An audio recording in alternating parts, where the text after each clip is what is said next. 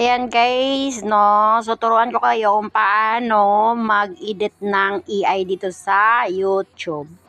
Ayan, pindutin nyo lang yung plus, tapos ito, yung parang star, tapos ang plus sa baba, at saka yung describe your idea, pipindutin nyo lang yung ano nyo dyan. Tapos, make me best friend, ganyan. Tapos, pindot lang kayo nung parang may heart, ay itong may plus dyan sa gilid, pipindutin nyo lang yan para ilagay nyo yung profile picture nyo, kung ano ang gusto nyo na profile picture, ganyan, like example, ayan.